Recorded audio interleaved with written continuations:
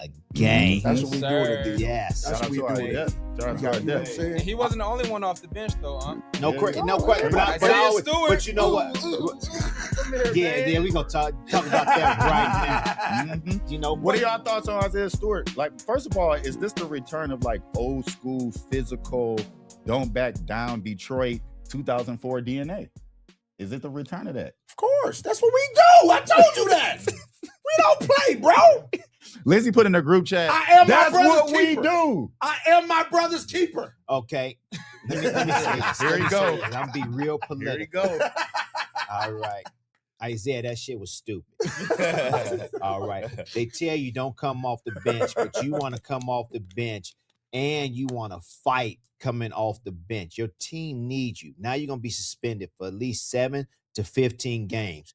And that's a lot of money taken out of your baby's mouth. Okay? The food, the clothes, all that type of stuff.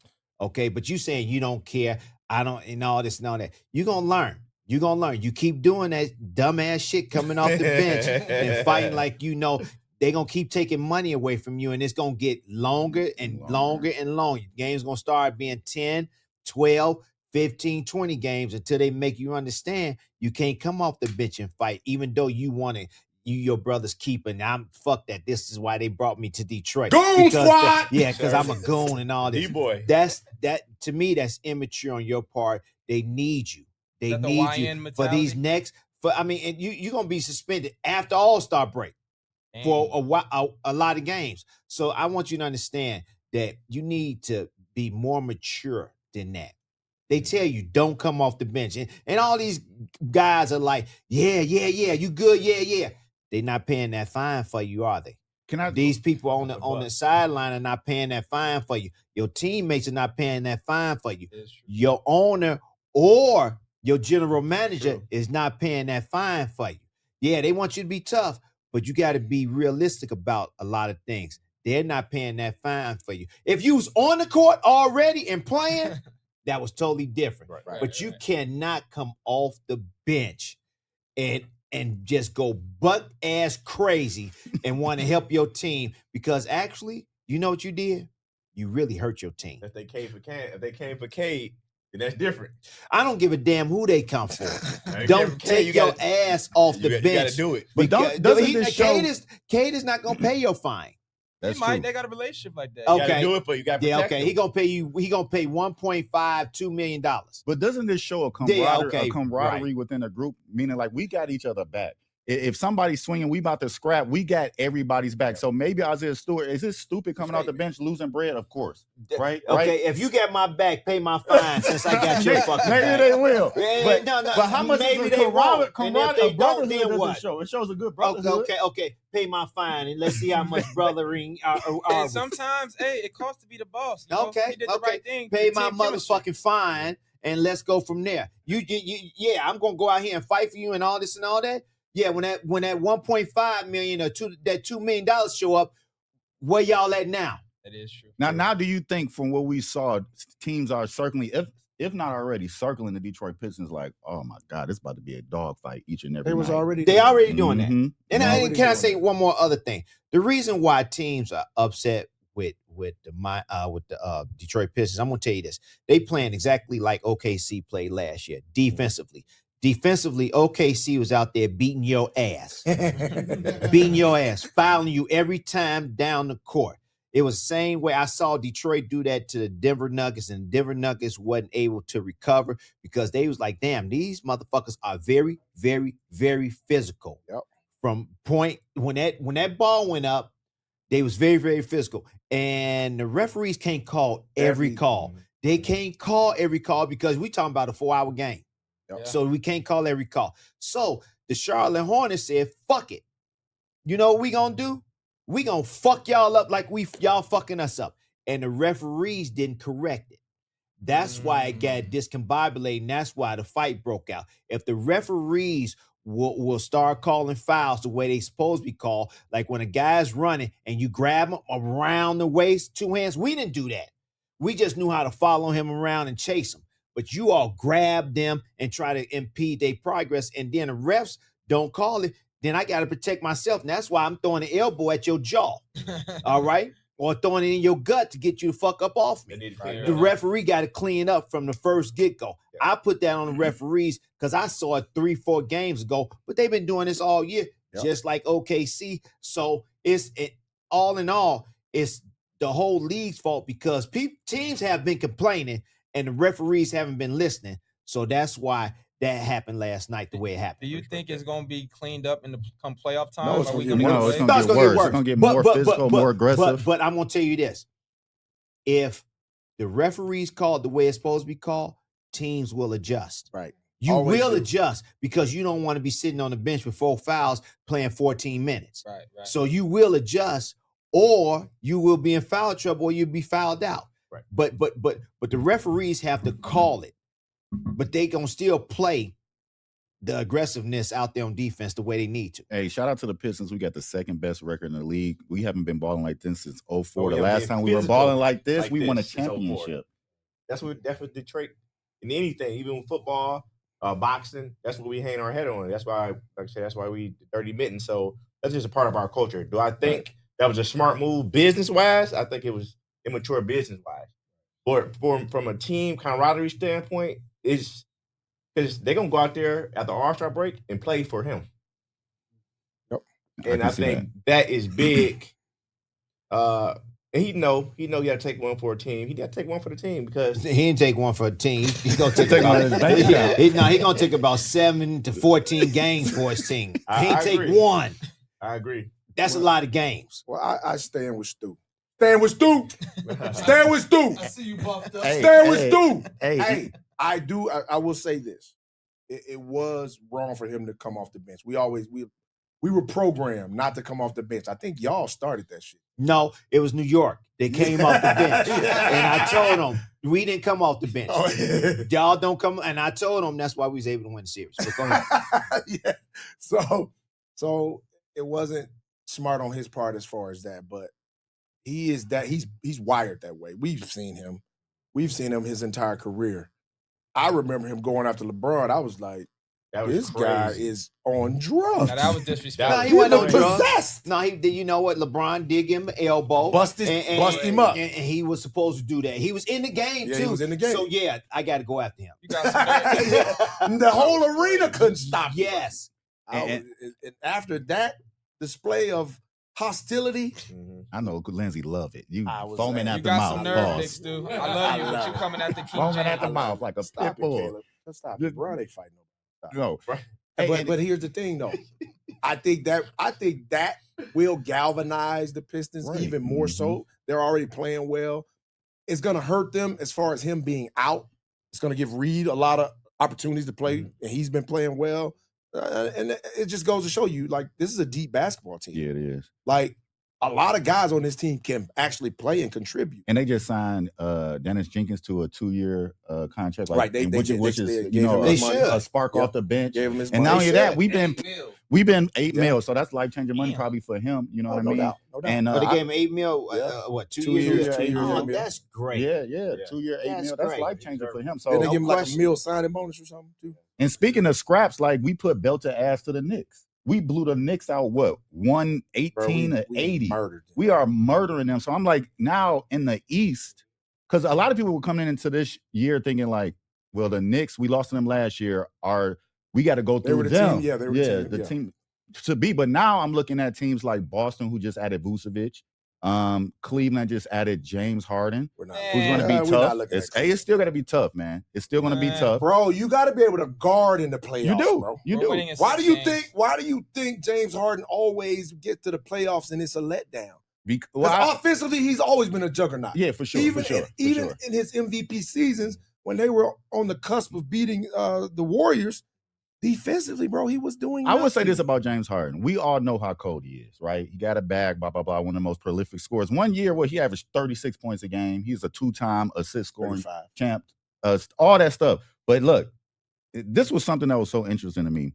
When facing elimination games since 2022, 7 points, 28 points, 16. And we ain't even talking about his defense. 9 and 11. So it's like, to me, you got all this talent, but when big moments come, You got to put out an APB for this guy. I'm telling you, and he cold. The thing is, James Harden cold, but in big games. But to me, in a regular season though, it's still you got to consider him and Donovan Mitchell and Evan Mobley and Jared Allen and those guys. Fun team to watch. Fun team to watch. Tell him again. Fun team to watch. When it comes down to actual basketball in the playoffs, it's gonna be rough because Donovan Mitchell's still ball dominant. He is. Yeah. You got two, and then James Harden extra ball dominant. So you got two ball dominant guards.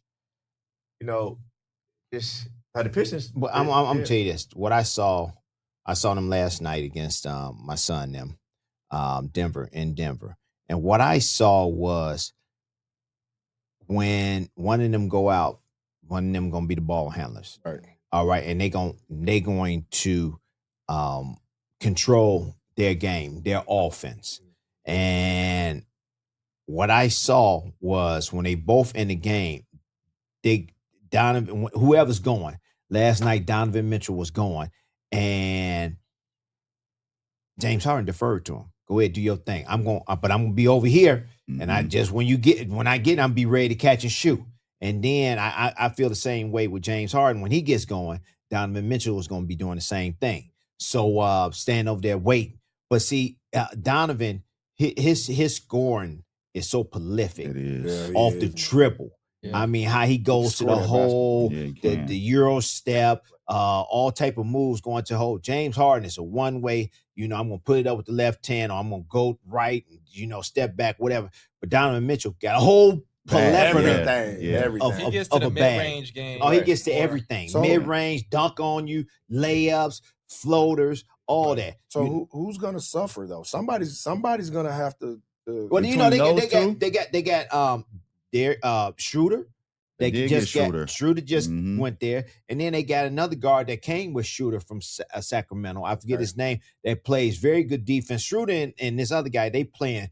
I mean, they in your ass on defense. Schroeder, they in your ass. They playing good. Like and Schroeder gets his shot, still going right. I don't know why they still let this man go right. They still, he's still going right. Can't stop it. Laying it up. Can't stop it. That's like Allen Iverson going right. You know what? You can stop it if you look at the the scouting report. And how dare you say it's like Allen Iverson? Yeah, and you can. I mean, you can stop him. You can stop. What I'm saying is, you can't stop Allen Iverson from going right. You can stop Allen Iverson. It's tough to stop him from going right. But if you stop him from going right, he has a counter move, unlike Schroeder does. Yeah. Schroeder doesn't have a counter move. He go right and then he stop, bring it back and go left and pull up, or he go all the way left and lay it up. Whatever he wants to do, Allen Iverson. But Schroeder don't have that. Yeah. I gotta ask this. I gotta say this real quick. Shout out to him, man. Big shout out to Sharif Cooper, man. Finally got a good gig with the Wizards. How do you think of his game, Dad? Oh, he can play. I've liked him since college. I was happy to see him in the league and playing well. I didn't like him. They played well against the Pistons, but But the Pistons were waiting on the Knicks. You can tell that was one of those games. Doesn't matter. They didn't get up. They didn't get up for it. Matter. They didn't get up for OG. Matter. Take your L and walk away. They didn't get up for that game. So stop talking about it. They got their ass busted. They did get their ass busted. Talking about, they was waiting. They were waiting for the Knicks for sure. They know they had the Knicks. They were waiting. One thing as a championship caliber team, you can't do that. Those games, you gotta win. I agree with that for sure. You gotta win because just so happened that. Stu gonna be out against New York Knicks now. Mm-hmm. That's gonna be, and that's a problem. That's a problem. The big fella, Cat always gets off when. So see this. That's what I'm saying. That's what I'm saying. With Stu out, different teams could come in and they not afraid of Stu or Paul Reed because Stu gives a different effect out there on that defensive end or just out there, period, with his hustle and everything. Mm-hmm. So that's what they're going to be missing with Stewart. Yeah. You hurt your teammates by coming off the bench for how many games they going to give you. And you coming up against, Cleveland, New York, Orlando. There's some big games coming up after All-Star break. Yep. I will still be a yard day. Oh, he fits in perfect. Oh, perfect. 04, physical, not scared of nobody. Who would you compare him to a little bit? Oh man, we got a lot of people. Got a bunch back in the day. But I would tell you this. back in our day, the bigs was programmed to play the way they was back then. Way, So Stu is different, get your jump shot, 3-point. He more versatile in doing stuff. So, but with his mindset and how he plays, I put him in there with Ben Wallace. I was about to say Ben Wallace. Dennis Rodman, those type of ball players. Oh yeah. No, not a Mutombo because Mutombo. What about Zoe? Greg, he likes Zoe, but he was more. I mean, like when I say athletic, I'm talking about running, jumping. Oh, okay, I see what you're saying. Charles Oakley. Yeah, he could put in there. Charles something Oakley like hit that. the 3 ball. No, I'm saying mid-range. mid-range, but this is what I'm saying. Like back then, he would have been playing differently. Yep. Than what he is, than what he is. But he still could have been a force in the NBA back then. So what bigs y'all like better? Y'all like the traditional bigs, or y'all like the bigs that shoot the threes? I like the old school. I like the guys. It was real bigs back then. Why? What you think? It was no real bigs back then. I said it was real bigs back then. Oh yeah, okay. Shaquille O'Neal. Yeah, you thought he said that too. Because I was about to cuss his ass out. What did you say? Yeah, it wasn't no real bigs back then. I said it's real. It's not bigs now. My blood got real high. I like the fact. I love how Duren has been developing. Duren ain't out there trying to shoot threes. No, he's Duren not. is putting his shoulders in people's chests and just killing people in the paint. Yeah, like dude, I got all these muscles, dude. I'm banging. He does bang you. Yeah, and you know what? He don't want to shoot threes. That's what I love about him. And really, he don't even want to shoot a mid range. He's trying to dunk on you. Yes, and trying to, he fits the style of how they need him to play. Yes. And he kind of reminds me, not as athletic as Amari Stoudemire. Right. But Stoudemire on the pick and roll. Shout out to Amari Stoudemire. He was a monster. But I like you said, Amari Stoudemire could dribble a little bit he better. could put that thing on his the floor. handles was a lot better than him. And boy. Yeah, but going upstairs, woo! Yeah, going upstairs and going and get he go. And I would say to me right now, it's no better hoops talk right now than what we're talking about right here on Crossover. You got a Hall of Fame PG that knows what the hell he's talking about. He be looking at me like I need to be drug tested. You got a two-time champ, Lindsey Hunter, that has played with Kobe Bryant and Shaquille O'Neal. He's played with Zoe and all these, and Chris Mullin. You played at Western Michigan, played against some supreme competition. He's one of the greatest streamers in the world. It's big, man. He bust your ass in high school. No, he didn't, man. I played against Tyrese Halliburton. I played against a couple of NBA players. Hey, and obviously this dude was a prolific. Was you scorer. on the court and played with him? No, was you in uniform sitting on the bench watching him play? He was a year before. He graduated a year before him. So when I went to Mumford, my first year I played against like Manny Harris and all those guys in JV, and then I played at I played against Steph at Curry. He was killing Steph in college. I played against Steph at Davidson. Manny Harris had some game. He was the same year. I told him before y'all came. When I first went to Mumford, our first game was against Redford, right? Manny Harris. First game. I didn't know who Manny Harris was, right? You knew after that game, did you? So I wasn't guarding him. But, he was killing us, though. So I'm like, okay, man, y'all about to play against Manny Harris. I'm like, okay, cool. I'm not scared of nobody. Yeah, game. The next year, he was 6'6". Yeah, he grew. I was 5'7". He was 6'6". Yeah, he grew. And, we all know his career. So shout out to y'all, man. Yeah.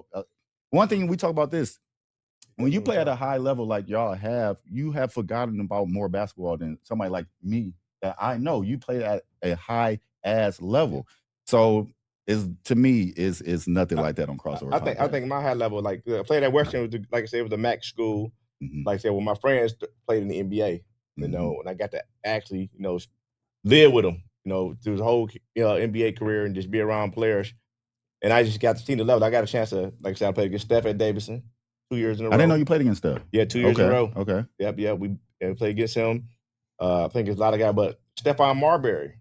So when I went to New York, I'm living in New York, and then we played at the little center. So Stephon Marbury, and I'm just coming straight out of Western, so I'm still in good basketball shape. Mm-hmm. Steph's in there, Nick Robinson, all the little guards. So I'm like, this is my time to shine. Tony Douglas. I'm like, this is my time to shine. So I was going through the Knicks workouts. My boy played for the Knicks, so I was just going up there with him like a homeboy. But I just hop in the workout. I'm from the D. So I'm like, shit, I'm about to hop in these workouts. Shit. Until y'all tell me not. Right. So I'm in there, Andy Rollins in there, so they don't know. I'm in shape and shit. You know. So I'm there like, my man is straight.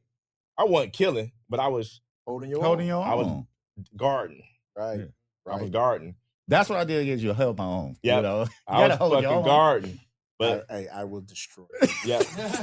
but playing against them, you know real quick the difference. Yes. I thought I was good, but you know real quick the difference. And I remember I was in like 9th grade, 8th or 9th grade. I came to Lindsey basketball camp, right? I used to play for N1. Shout out to N1. Remember N1? N1. Man, Lindsey said, you ain't gonna do all them tricks on me. Man, I couldn't even get a bad shot off. Couldn't get a bad shot off. Crazy. Couldn't get a bad shot off. It's crazy. I'm gonna tell you this. A lot of people don't understand. If we don't want you to shoot or score, we can stop you from scoring. It might take a little bit more than what we want to do at the camp, but we want to show you the difference between you all and us. A different level. Yes. And until people really see that and go out there and play against that, they be like, yeah, that ain't shit. Yeah. Right. But when you really get down to it and the motherfucker lace up his shoes and put on that knee brace and he come out there and be like, afterwards you be like, yeah, that's real different. That's some. Yeah, I see why I'm over here and you over there. And I see the biggest thing, like, you know what I'm saying? Like I said, my roommate played in the league for about 14 years. So I got to stay with him.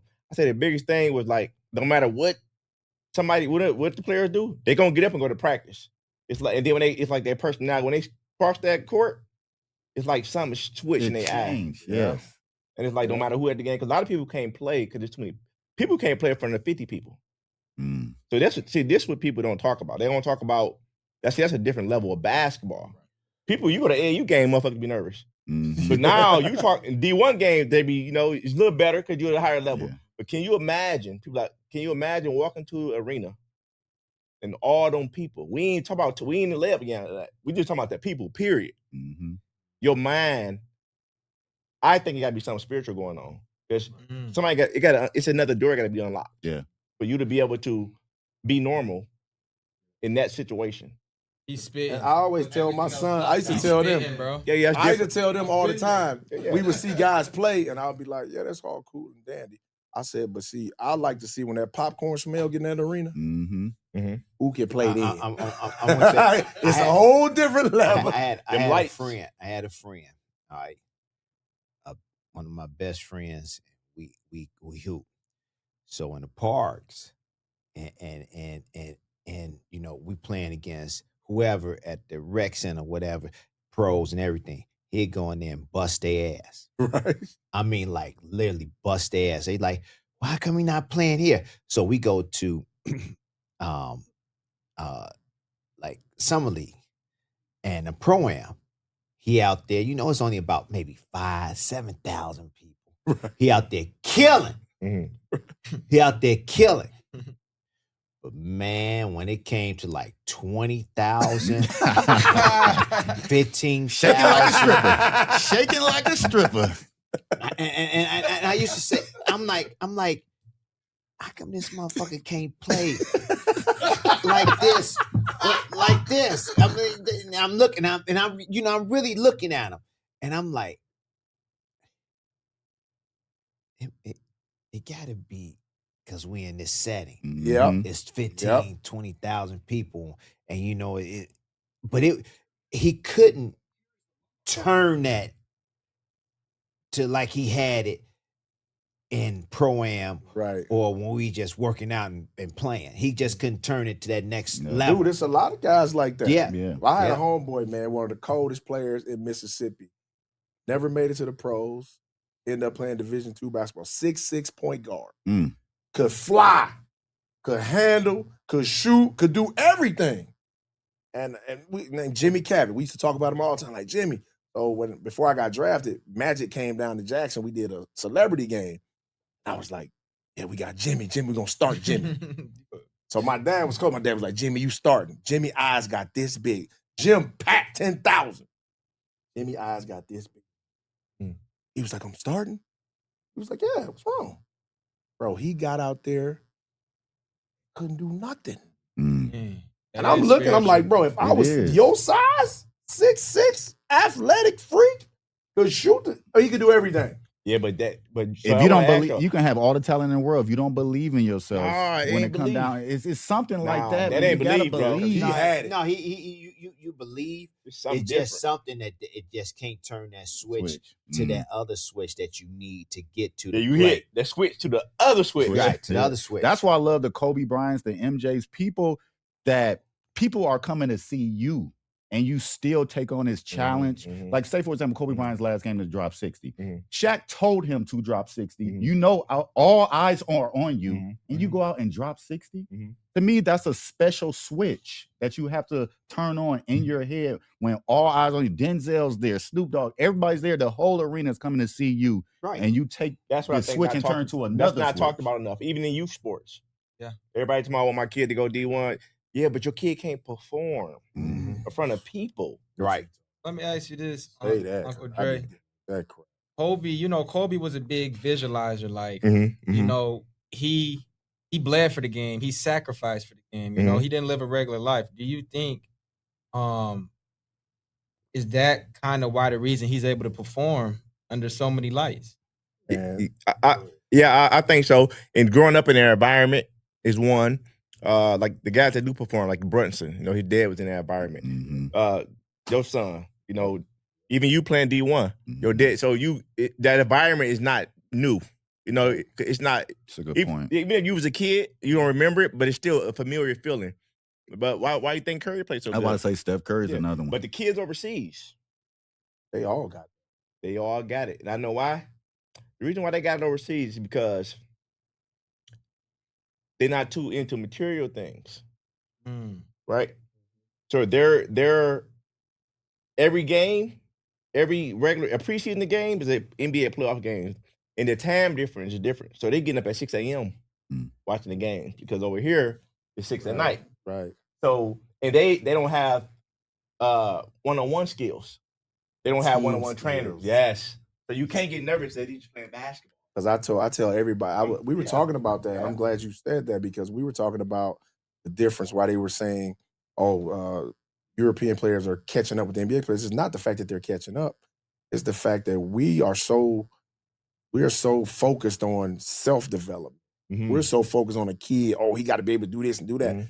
And they're forgetting about there's a team concept out here. And they are learning how to play, as a team, how to read situations. We got kids don't know how to read. Baseline drive, baseline drift. Yep. They don't understand that simple concept. Yep. You know what I'm saying? Because they don't practice it. We practice it. Yes. Or if a guy turns his head, you backdoor him. They don't understand simple concepts. No, because it's all AAU now. It's not high school basketball. They really not concerned with it. And when you practice them, they get attitudes saying you practicing me. AAU basketball, attitude is crazy, with AAU basketball, they just roll it out. They just do this, do some drills, and then let's play. Let's go up and down the court. With high school basketball, it's totally different. We got to practice. Yeah. We got to run plays. Yes. We got to play defense. We got to know what defense we in. Right. We got to know how to guard people. At AAU, they not even doing that. I know in the PSL, especially since we play at the same time, I remember when we first started practice, the first week or two, it was running the Kareem at Mumford. We didn't touch a basketball. It was all getting in shape type drills, running stairs and but that was then. Ooh. Now you do that now. It's because it's only one team that's doing it. That he'd be like, no, I can't do this. I want to transfer. Yeah. That's the thing. Transfer. That's what kids are doing. Yeah. It's the coach's fault and it's the trainer's fault because back in our day, definitely your day, but in our day, we made basketball specialists. What I mean by that, a specialist. Okay, you 5'8", okay, you're going to be a defender. You 6'3", right now, too much overall basketball training. That's a good point. Too much overall basketball training. Even if you want to go to the D1 level, even at the pro level, what can I pay you for? because it was no such thing as NIL when we were growing up. If we had to be told, you had to find out about us in the paper, prep spotlight, and we were hungry. Now those NIL deals. Yeah, we had NIL deals. Y'all had under the table NIL. I can tell in his face. NIL I can tell by his face. Yeah, they was the streets. We had NIL deals. They was in the streets. Hey, look, speaking of, but no, let me get back to what Caleb said about visualizing. All right, he he didn't understand. Everybody that has made it, we're talking about in any type of sport, has visualized what they can do from a young age, and they kept that confidence that they could go out and do it, and they practice it. So if you out there 5, 4, 3, 2, 1, okay, or if you go out there, today I'm gonna stick that motherfucker right there. He think he nice. I'm gonna pick him up full court, and you just make yourself do things. And the winners and the people that get to where they need to go, high school, college, NBA. Those are guys that want that challenge. Those are guys that feel confident about themselves, that they go out there because they visualized it before it even happened. They dreamed about it before. That's when we say we losing sleep. When we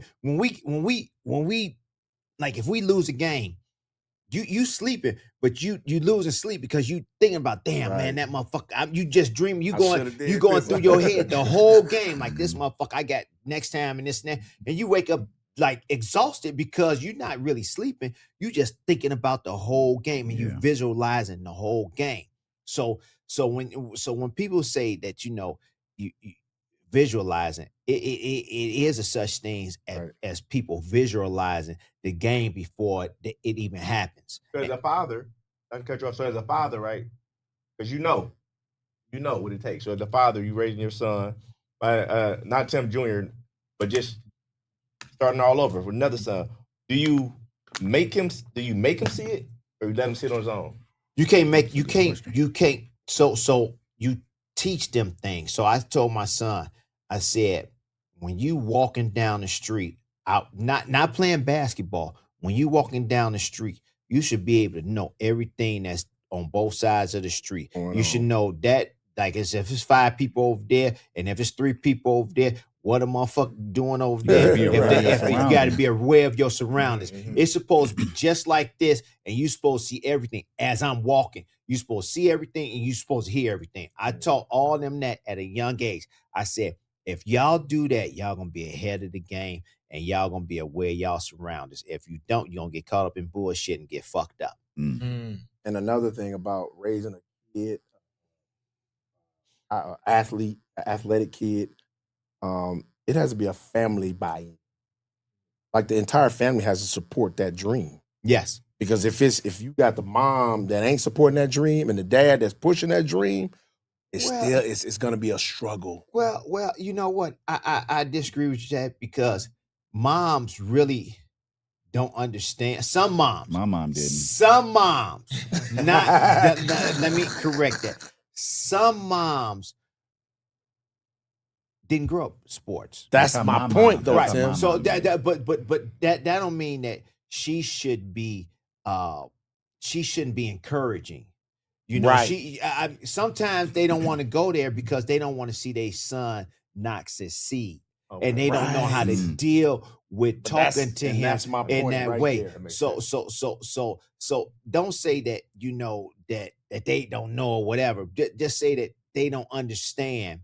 But they do need to understand that they need to still be encouraging, and say that's okay, even though if they don't know shit.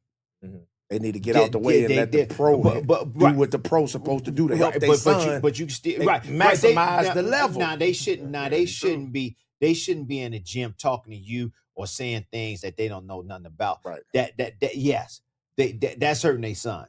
Or they should be their saying, daughter. "Oh, you working them too hard." Yeah. That's babying them. Yep. Yeah. That's what I'm talking about. Okay. My thing too, it's because even we deal with a lot of AAU parents. Oh my God! And they all, we see some parents that support their kids' dream until it gets to the point where it's inconveniencing. Mm-hmm. You know what I'm saying? Mm-hmm. So how do you even fix that? Come on, say that again. Just get rid of them.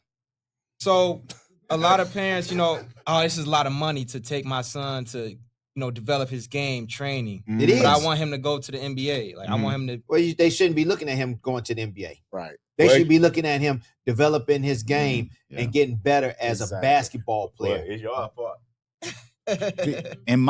No. First of all, I'm gonna tell you this. I'm gonna tell you why. I'm gonna tell you this. It's not our fault. You know why? Because I never had a trainer. I went out there and worked on my game by my damn self. Right. No. I tell kids, it's insulting to my motherfucking intelligence when you tell me that you can't go work on your motherfucking game by yourself. And you know what? We didn't have gyms. We didn't have gyms. We was outside. And outside right now, right now, I couldn't go outside right now. So I had to do it at practice, before practice in high school, or after practice when I had a little bit of time, and then I had to go catch the bus. All right, and I was catching the bus sweaty and all this and all that, and I had to catch an hour and a half home. But like on a Saturday when there was nothing to do, and we had an unfinished basement, I used to go down there and just work on my game. You telling me you can't go downstairs in the basement if you got a basement? Laziness. You can't dribble a basketball and work on your inside outside moves, or just work on your skills. So when you tell me that you don't want to be like great like we do, you want somebody to help you. But go ahead. They don't have to. Let me tell you why. All right, that's why I said it's our fault, because by our basketball IQ being so high, we're training these kids at a low rate for us, but to them it's high. So a kid ain't got to work on the game because you know what position to put them in. Facts. You stand right there, right. and you go because you basically playing the game within the game. So just how the parents see it. So I had a basketball program in Vegas. I had a lot of kids, a whole lot of kids. Yeah, but I had to stop it because this is how the parents see it. This y'all are babysitters. Basically, right? Yes. Until little Johnny started making them damn shots that we know he can't make. Now it's okay, we need him to go D1. But the only reason why I'm making them shots, one, because y'all only know good habits. Exactly. Right? So you teaching him good habits, even though it's low level, because they only do it in 10 times. You teaching somebody something 10 times is better than somebody else teaching them 1,000 times. Right. Mm-hmm. And then when they go to school, they ain't teaching them nothing. Correct. Absolutely. But your 10 times. Right. Your 10 times. Than when they have to go to school. Mm-hmm. Right. That's why. And then we love it because this is what we do. So now you putting your heart into it too. Yep. So, start caring about it. Yeah, you're the yard champion. So how they supposed to play good? Why would you expect anything else? You D1. So now the parents, they like, okay, now I become a betting word. Go give them to another coach. Go with the gym teacher. That's crazy. Right. Basically. You're right. Yeah. That's why what it is. Yes, that's why the true. people that make a lot of money in this basketball game, they never played basketball, but they're harder in it. And the kids look weak, and the parents should keep dumping. It's a babysitter. Well, my problem with that is, bro, and I ain't knocking nobody's hustle. Do what you got to do. I know it's in the sad. summertime. In the summertime, we used to hoop from sun up to sundown. It be 75, 80 degrees outside. Nobody's on a basketball court. They're inside playing. This new generation, they're inside playing video games. Yeah, but go out there and we work on hoop from sun up to sundown. That right there. Cell phones, video games, technology has really took kids. That means they don't love the game like that. To me, they don't a lot love of it them enough. don't. But I'm not gonna say all, because I know some kids that do love the game. There are a few that really do love basketball. Very few, not a lot. Yeah, it's not a lot. Like I can count them right here. The reason why some of them come and play is because they forced to. Because their parents want them to get the fuck out the house and do something. And football is brutal. Yep. It's brutal. So let's do something. Tennis, they not gonna play tennis. That's too much back and forth and all this and this and that. They not gonna do that. Let's do something. And I had a friend, and he was forcing his son to play. And I said, and I watched him. Watched him work out, and I was so mad at this one guy. He was cussing his son out. Bro, we get that all the time. I wanted to go down there and say, shut the fuck leave that your boy son alone. Yeah. He is doing the best that he can do, and he's doing better than everybody out here. And you still on him. And we walking out, and he's cussing him out. My buddy was like, Tim, no, we're gonna be up in here. We're gonna be fighting, then you gonna call your boys. He gonna call it's gonna be a shootout. I'm like, is it like that? He said, man, that motherfucker is ignorant. I said, for real? He was cussing his son out so bad. His son was looking like he about to cry. I wanted to walk up, man, it's all right. He said, Tim, don't do it, man. We gonna be fighting up in here. Oh, wow. That's what he told me. It took all my power to make a left and walk out the door. All my power. But getting back to his son, I said, your son can play. I said, your son can play. He just out here playing because you want him to come out here and play. He don't really want to play. He really don't want to play. But he's out here. He got the skills to be a damn good basketball player. But he's a geek. He like the not the games, but he like being computers on and working on computers and you know all that other stuff. He's smart. He's very smart. He gets straight A's. Yeah. He gets straight A's. And he went out for the 8th grade basketball team. He made it, but he's like, I don't want to play. He said, I don't want to play. But I told him, I said, your son has skills, but you forced. Man, we got to get him out the house. I'm like, okay. But let him come out the house. Don't say nothing. Let him play basketball. Let him do whatever he wants to do. He's out there having fun. Man. Because you know what? They got to have fun first. Yeah. And if they not having fun, they not going to excel. And that's what that guy's son was doing. He wasn't having fun, but he had the skills, but he's not going to excel. He going to hate his dad. This was about 5 years ago. He going to hate his dad. I know when it's time to get the fuck out the house, he going to be, he going to be like, but true story though. His father going to be like, damn, he got out of here quick. Man. But true story, man, I was in Vegas, went to a restaurant. All right. So it was me, my wife, and my son. We in the restaurant. And Joe Jackson walks in. All right. So Joe Jackson walks in with the security guard. What's a low-key restaurant? So I let him get settled. I said, hey, Joe, how's it going, man? You know, big fan. I'm with my son. And I'm like, well, can you give me some advice? When my son left. He's like, what you need some advice on? I'm like, just how to raise my son. Don't let him have his own mind yet. Because if he do, and he make mistakes, you're going to mentally and financially pay for his mistakes. That's true. Swear to God, I got the picture of Joe Jackson right now. He told me that, right? And it kind of like, damn, it hit me. I can't even understand that right now. Exactly. I don't have any children, so I need to just you listen. Think about it. If your son do something dumb. But here's the problem with that. What you just said, that's an old school mentality. Because my father, I wasn't allowed to have an opinion in the house because I ain't pay no bills. So he was like, yeah, but you ain't be a champion.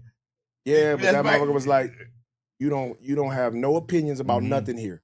Whatever happens in this house, I'm responsible. But that's what Joe Jackson was saying. Yes, that's exactly. But that's an old school mentality. You can't do that now. Oh, you can't do that now. These kids, it's called child abuse. It's not really called mental abuse. It's a new world, but you know what? It's not. It's if they not calling it, the teachers are calling. It's something. And the teachers don't even want to fuck with the kids, and they still, because the kids cuss them out in a heartbeat. Bro, they was look, bro. I was hard on my kids, especially my boys, and everybody was trying to turn my kids against me. I didn't give a damn. I was like, I don't really care. Y'all gonna have to like me, right? I said, I'm just trying to help y'all be something in life. You right. gotta like me. I don't give a damn. My daddy told me, he's like, I don't care if you don't like me. He was like, that ain't my job for you to like me. Yeah. He was like, but you gonna be something because I ain't taking care of your ass when you 30. You gonna do something with your life. Right. You know what I'm saying? But these kids, it's a real world out there. Yes, it's real. But you can't. I don't even know if it's like it's instilled in them in schools and all this. They talking about, hey, you gotta let your child have a voice. I'm like, no, that's social media and the news and everything else.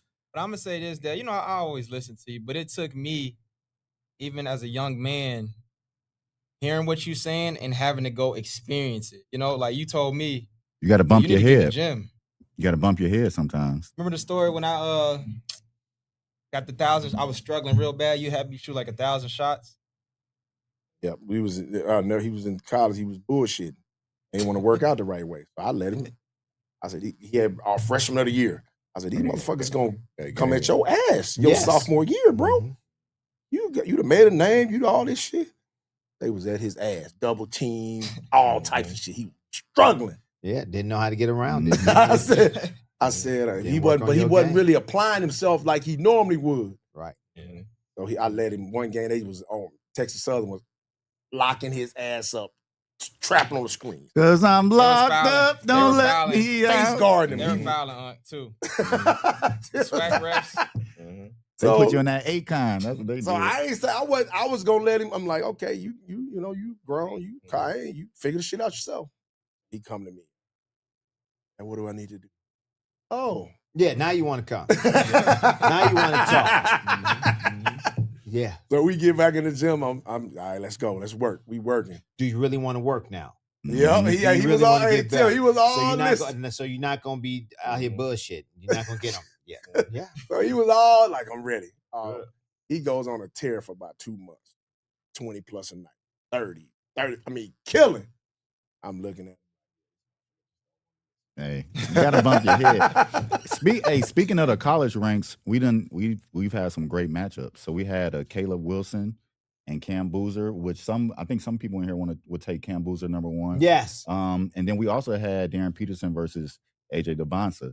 And I obviously he's a Chicago guy. When I look at Caleb Wilson, I'm not saying he is him, but he got this KG type motor to me. He reminds me a little bit of a KG. So when they're going back and forth with Cam Boozer, to me, they both had a great game. Cam had 24 and 11, right? Caleb had 23 and 4, 2 assists, 2 steals, whatever. But UNC got the dub, right? But just looking at them going back and forth. Why did UNC get the dub? My man hit the open. What was his name? Stidham? Whatever his name was. How did he get it? I was looking at it the rest of the game yesterday, but I can't remember everything. Yeah, I watched so guy much drove, and and then threw it out. But I'm just looking at the matchups between Caleb Wilson and Cam Boozer, just comparing them, because these guys are about to be top 5. Same thing with DeBonsa and Darren Peterson.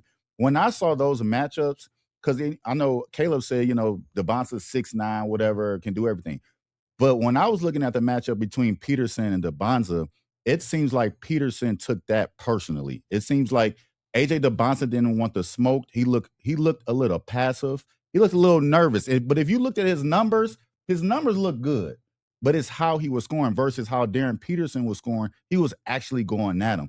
So my question to y'all is, from what we've seen, Caleb Wilson versus Cam, DeBonsa versus Peterson, if you had the draft in that order, who would you take? I'm looking for the more polished guy, and the more polished guy right now is Cam Boozer. You've been saying it the whole time. I mean, he's consistently 24 and 11. Consistently, he is 24 11. These other guys up and down. This guy is consistently he's and you know what? He actually plays like his dad. He don't get too high. He don't get too low. He just even keel. He got great footwork. He's not forcing a lot of stuff. He takes the game how the game comes to him. He makes shots. He got a better jump shot than his dad, of course. Mm-hmm. But that's the way he plays. He plays strong. Oh fuck, he plays strong. Me watching him, because that was my second time really watching the entire game. But I'm just talking about his consistency. Yeah, I'm like, he is constant double. He looks real good. My thing is, the knock on Darren Peterson is how often he plays. But it was this guy, and I'm not comparing him, but it's this guy named Kyrie Irving that only played 11 games in college. He played 11 games. I know, he missed 26 games, different. Right? But it's different totally now. They got different. the NIL, blah, blah, blah. Yeah. But why you keep throwing NIL? Because I feel like with Darren Peterson, they're low managing him. So let me ask you this. Let me ask you. Last year he didn't. Let me tell you this. Yesterday he didn't play because they said he was hurt. I mean, he was sick. The flu. No, it was a report. It was somebody. They caught him texting. They said he was going through the motions in practice. His coach said, but he didn't tell anybody he was sick, though. He said, if you're going through the motion, you can get out of here. He said, fine. To me, I think Darren Peterson is the number 1 overall pick. See, and if he said fine, he's not number 1. That's exactly because if If your coach say, if you ain't gonna get put out more, you can leave, fine. No, all right, fuck it. Let me go out here and show him what I could do and this and that and this and that. If you say fine, now you load management. That's what I didn't like. I didn't like that. I'm like, he could, and Kansas still got the dub over Arizona. Who you taking? What draft? Tell me who you taking. Number one, I'm gonna go with Boozner one. I'm going for guys that I'm looking long term. I ain't gonna say who doing good in college, who can come in immediately and helping right away. I think Boozer good. I like A Cup. No, we love A Cup. I like Mikael Brown too now. Yeah, I like him. I like the guard. I like the guard. I love guards too. I like guard. Yeah, I'm a guard play person. But Devon said, I don't think he can make an impact immediately in the NBA. I think Darren Peterson can though. Yes, he got a mature game. He got a mature game. But more importantly, he got a mature personality. Yes. Well, I got a chance to spend some time with him down there in his AAU program and watch them work out. He got a hell of a work. Like his dad got him working. Yeah, his dad got him like. You talking Acuff? No, I'm talking about Darren Peterson. Darren Peterson, okay. I've been knowing Acuff since he was a little boy. I watched him grow up here in Detroit. Okay. But I watched Peterson down there, and I'm like, okay, they serious about it. Like he's on a regiment. Like every day we up in the morning, we lifting, we running in the gym. You know what I'm saying? He's on that type of regimen, and he works. And I watched him, I'm like, okay, he got it. He got that mature NBA type. Yeah, he got it. I don't like the comparisons to Kobe though, but like, no, I'm not doing that. They comparing him to Kobe. No, who's doing that? In the college ranks, I haven't heard nobody say that. I had doing it. Right. Stop. I said it in one of my contents. It's this college analyst who like what's his name? I can't remember his name. He's always in all the college analysts. But he was like, he scores as easy as Kobe. But I'm like, bro, stop the comparisons to Kobe Bryant. He plays nothing like I'm not gonna do that. But I will say this. After just watching the draft and experiencing and seeing what guys do, I'm leaning always toward taking a guard. Than taking a big, because bigs, the way the league is, you just don't know how they're going to be utilized. What teams are going to do with it. It's just hard to say. Like even Mobley, it's taken Mobley a couple of years to kind of figure out his game. Yeah, we saw him in college dominate. Mobley from Cleveland. Still to me.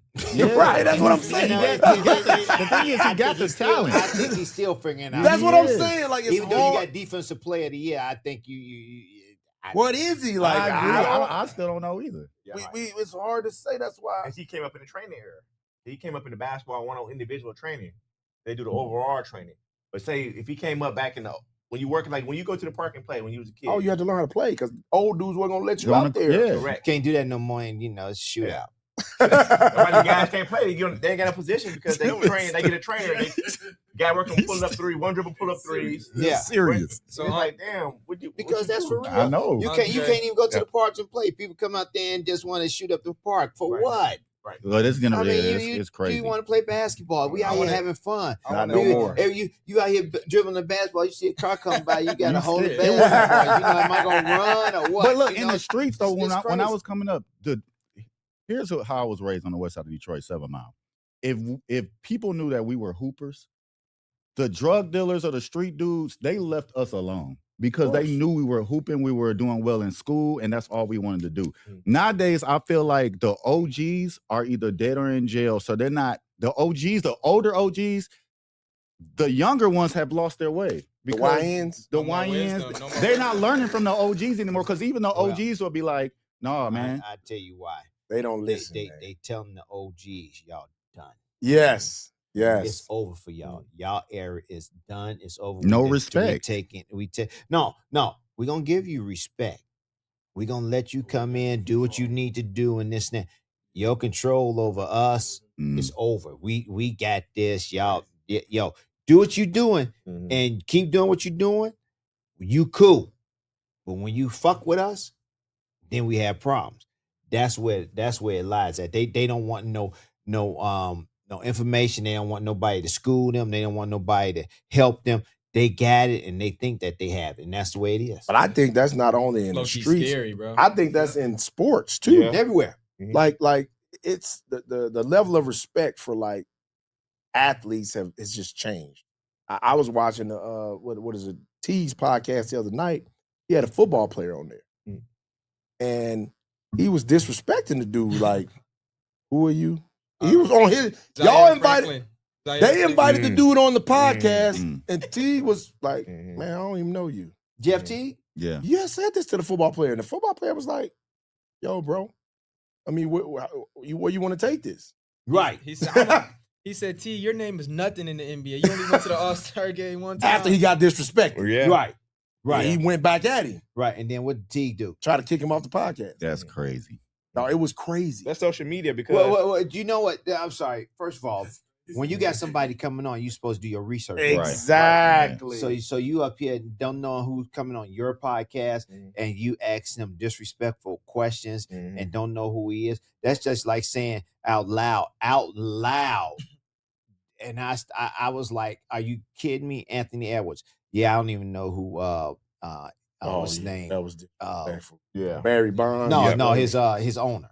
And he played with the Yankees. Right. I don't A-Rod. I don't even know who A-Rod is. You remember when Anthony Edwards said that? What did Anthony? We talked about this on the show. He said something that nobody back in the day, in terms of their skill set, they're not as skilled as this skill. You know, this era. It was something like that. He said, something similar. And everybody, and we all went off on his ass. that he, that's disrespectful, and that he don't know what the fuck he talking about. The players back in the day, besides MJ, weren't as so why they act like skilled. That? Right. Yeah. Why you think they act like that? Because the NBA took away their dress code. So you dress the way you act. No structure. Yeah. So if I'm wearing baggy jeans, flip flops, I'm gonna act like I got back. So I don't know about the SGA. He be dressing nice, and he got it right mind. Sometimes, Russell Westbrook be dressing talking about weird his too. mindset. Yes, mindset is still cool. You got but you got some. I mean, that's what they. That's what they. What he dressed like? Space cadet. Now look Russell. Look at SGA. SGA be on some bull. I ain't gonna lie. But he go out there and get 33. But look at some of the stuff they wear. That Louis Vuitton stuff overseas. Right. Oh my God. These right. Russell Westbrook. Or your boy Guzman. What is wrong with him? He went straight to another level. Yeah. But you know in Detroit. But he ain't from Detroit. He ain't from Detroit. But I tell you this, that's the way it is. That's the way it's going. He ain't from the D. You know, I mean, and I agree with you with some of that. Yeah. You know, but some of them, you know, you got to have the right surrounding too, and the route to bring up. You know, like Ja. You know, if we had if he had a guy when he first came to the NBA that was a veteran, you need some guidance. A 15, 16-year veteran, that'd be like, yo, snatch his ass up and like, yo, no, you're not doing that. My thing this is what you're gonna do. This he can find himself out of the league if you're not careful. Yeah, 2 years. He can be out of the league. And this, with a person with that much talent, when you first came to the league, bro. If Michael Beasley is talking about you and your father, Michael Beasley, I know, and he's out the league. Yes. And the reason why he's out the league is because of that same thing. And he's come in talking about his dad is not. You know, he had no trade interest. Zero.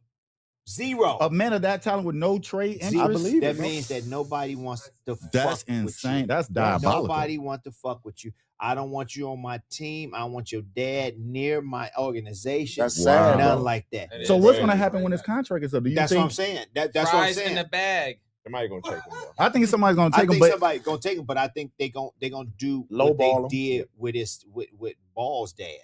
You can't have your dad around here. And they're gonna lowball him.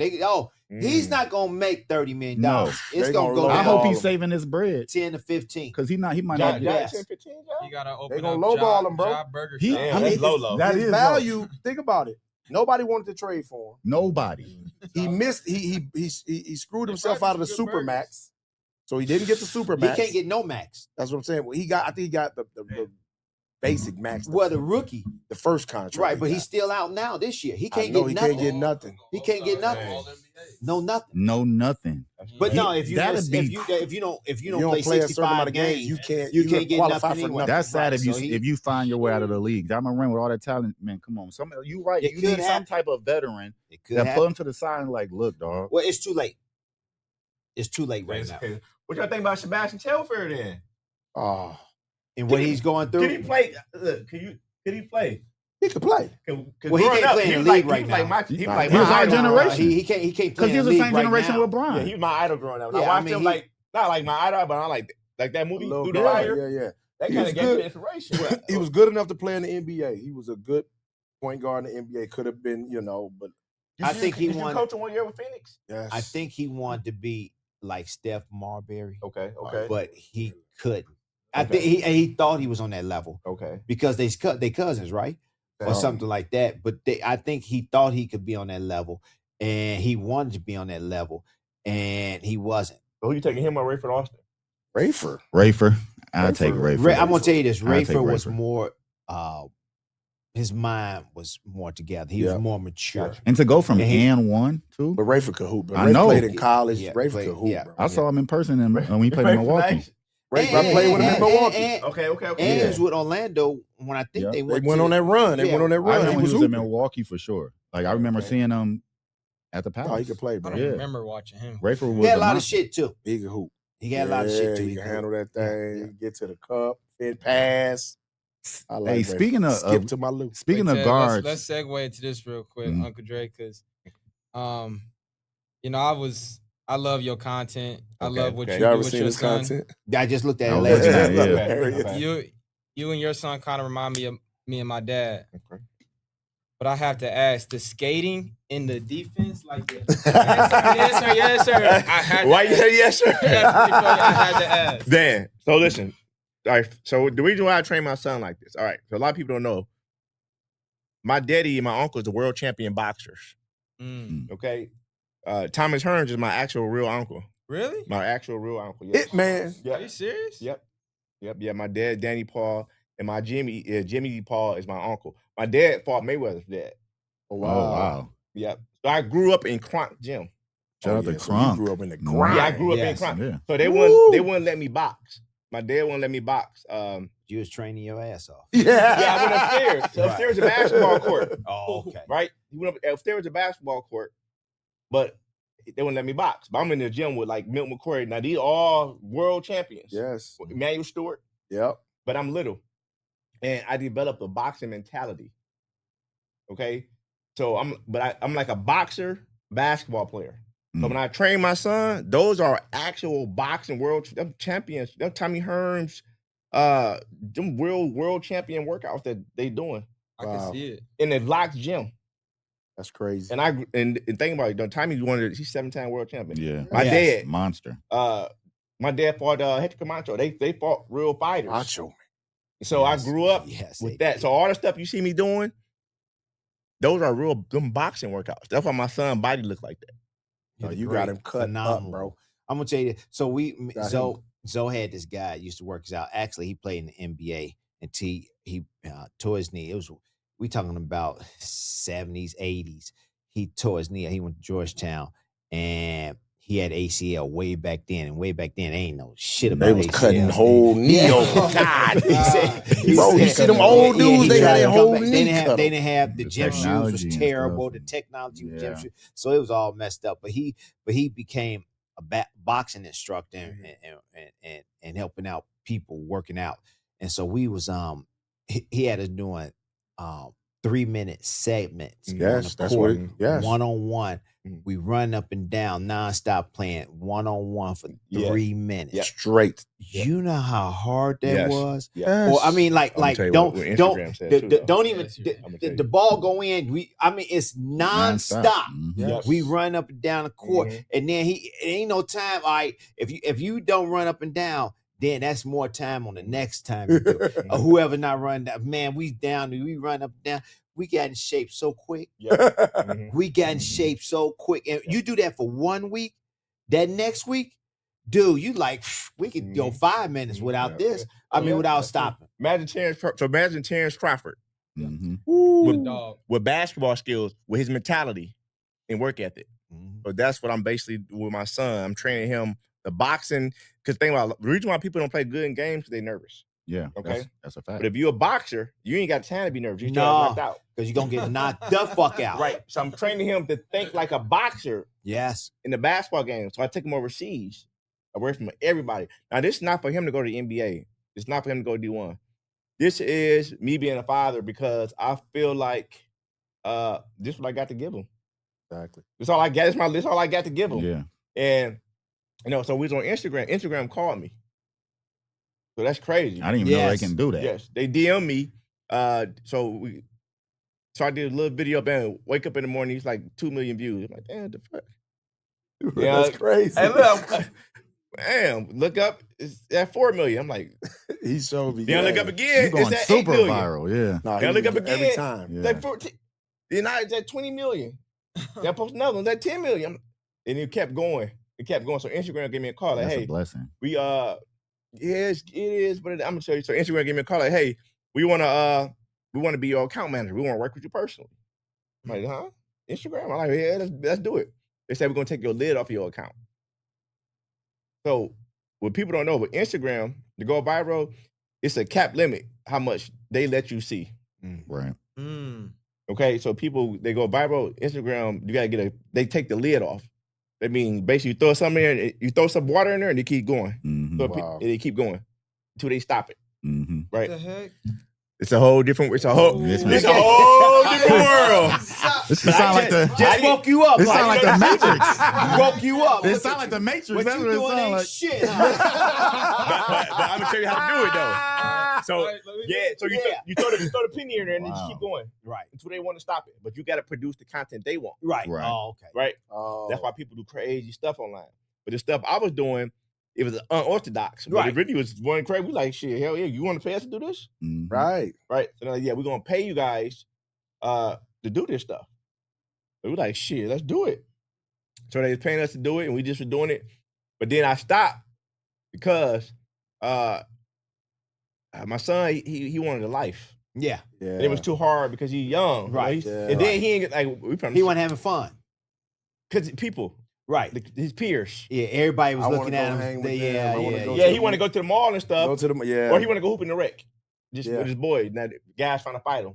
He's like, of shit, course. I just want to hoop. Why y'all? Right. But they won't. So it was good. They was jealous of him. Right. Exactly. But I'm from the D, so it's good for me. Right. If I was his age, I'm like, shit. That's But these kids, they not. He differently. Yeah, he different. Yeah, I mean, we grew up differently.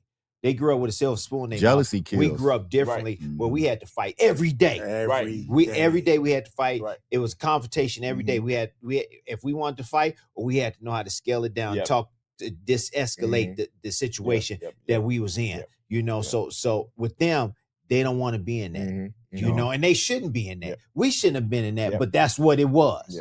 You know, and yeah, I agree with him. And I agree with what he wanted. He wasn't, you know, I can't come out here and I can't hoop the way I want to hoop and play with my guys because motherfuckers want to fight me because they jealous. Basically, they jealous of you because you making all this money. And now, oh motherfucker, you think you all that? Then he can hoop, but he could play. He real nice. Yeah, but it's been people like that. Right. You know, when we was growing up, it was like, motherfucker, yeah, all right, I'm older than you, but yeah, I'm gonna bust your ass. Then you bust the ass, be like, oh, okay, my bad. Yeah. So just like So before he went overseas, he worked out 6 months with Mikael Brown. No, he really good. He really good. Like he better than me. Like when I was that age. Yeah, that's what's I up. had Rashad Phillips come look at him. Rashad was like, Rashad. So Rashad, he's like, yeah, he's nice. But he's like, well, Drey, why you don't post his game tape? I just post it. I don't ever post him playing. But let me tell you why. The motherfuckers come from overseas. You don't see them play till they in the NBA. That is a fact. I don't even remember seeing Ricky Rubio, nothing like that. It's only ones that see it is NBA scouts. They're the ones that need to see it. Right. That's the only ones that see it. Yeah. And I cut my comments off too, Tim. Right. No. You exactly right. You never saw Wemby. I didn't see nothing. I barely saw Luka. First time seeing him is NBA Summer League. I think when I saw Ricky Rubio, NBA players are playing like in the Olympics or something like that. Correct. That's the only time I saw him. Yeah, but he wasn't. I'm just saying, just naming international players. That. I never saw Luka at all. That even Ricky, wasn't that kind of like the start of? That was the start. Oh, okay, yeah, he was the first one they were crowning. No, I'm talking about guys. They were crowning. No, I'm talking about the start of all the social media.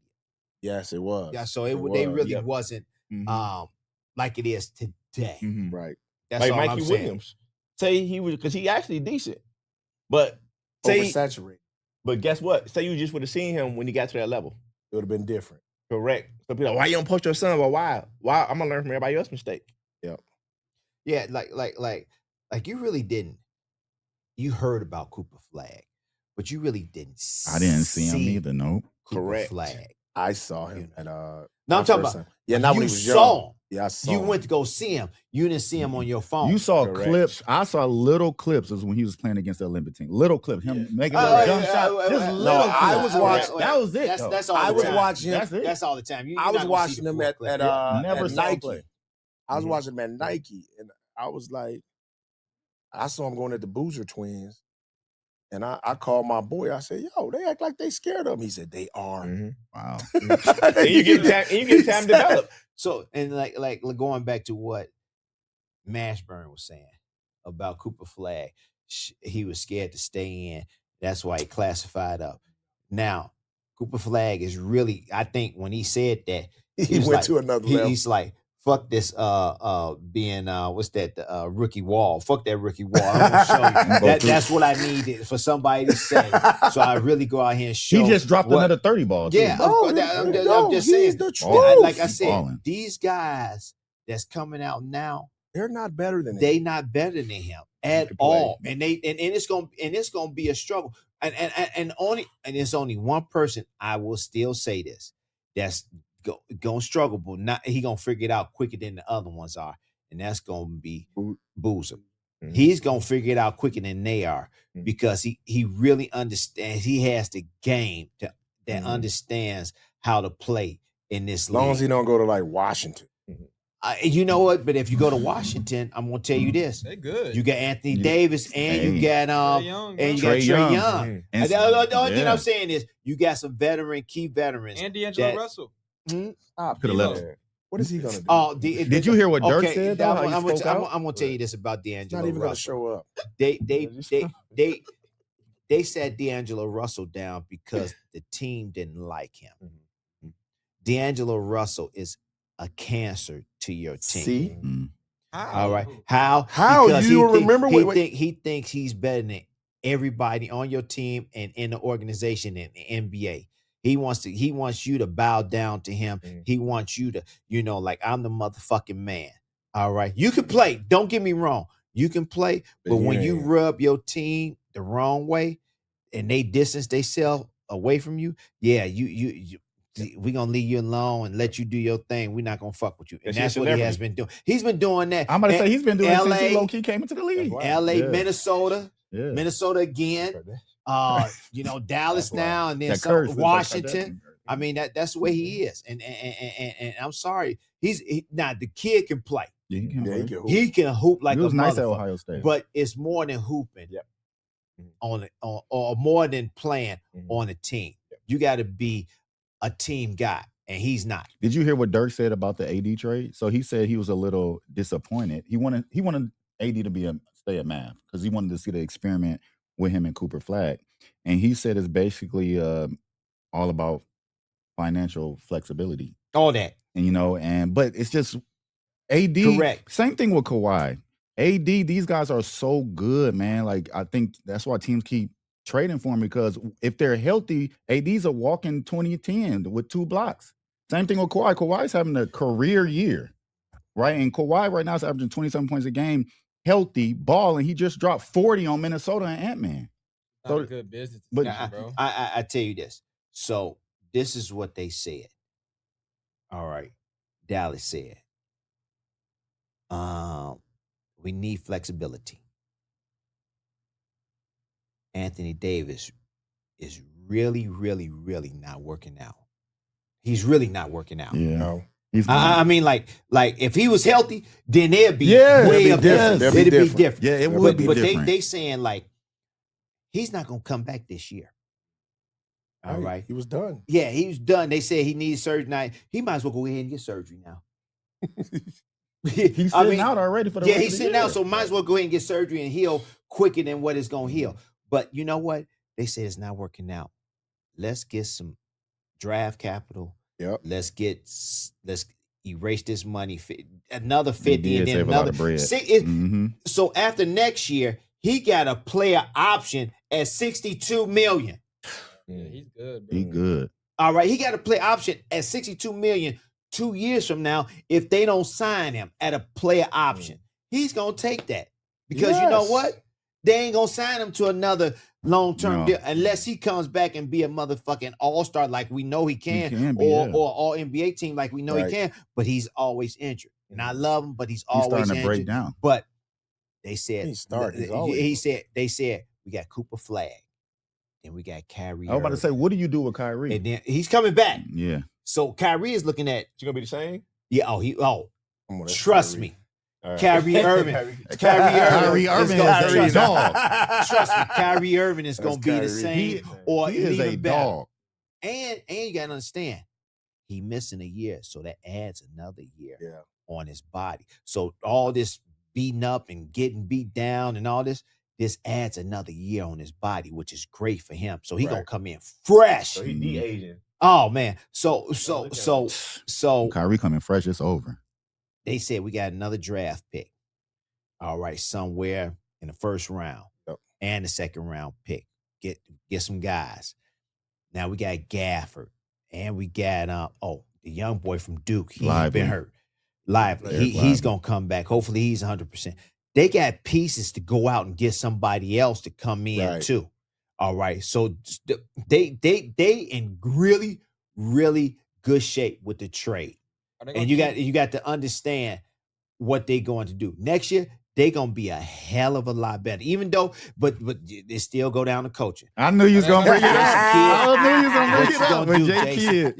Your coaching ability, son. I knew you was gonna bring that up with J Kidd. That's just my opinion. I knew you was gonna bring that up with J Kidd. Question. So I'm gonna ask you a question for y'all. Is it hard to stick? How do you stick in the NBA? Both of you. How do you stick? Is it harder to get there or is it harder to stick? Both. Right. Hard to get there. It's harder to get there. But when you there, you got to know what like Lindsey said earlier. You got to know your purpose. You got to know what's your purpose for this team. Right. What can you do for this team to excel? But do you make friends right away? They say you know what? It's not all about friends. You got to be, friendly. Mm-hmm. You got to be friendly. You got to say what's up, hello, how you doing? You got to be cordial. You got to be respectable. But when you out there on that court against your teammates, you got to show them like, look, motherfucker, I'm here to play. Right. I'm not here to sit on this motherfucking bench. If you fuck up, I'm in your position. You might be gone. That's how you got to go out there and play. And you work on your game. You work on your weaknesses. You watch film. You watch and see what can you do to get better? How can you get better? Do you pick people's brains? You know what? You got to watch out because some people lie to you. Because I'm thinking of a Kobe who picked, different players. Like I said, just some people like Kobe, he not gonna lie to you. Mike, he not gonna lie. Scotty not gonna lie to you. I'm not gonna lie to you. Lindsey not gonna lie. Okay. But it's some people I know and I've been around. Some motherfuckers you can't trust. That's in life in general. You can't trust. Yeah. It's some people that you just can't trust. Yeah. And you got to know when they lying to you and how they lying to you. And you got to distance yourself from them. Okay. But, you got to pick some brains. Yeah. But you know what? I'm going to tell you this. It'll gravitate to you. Exactly. It'll gravitate to you. Point. So Dallas Mavericks, they good, and like you said, I mean, it's both. It's hard to get in there, and it's hard to stay, and you got to know when to shut it down to not play and not hurt yourself, and you got to listen to your body too. Like in the off season, shut it down, just be cool, go lift weights, run, don't play ball all the time. Work.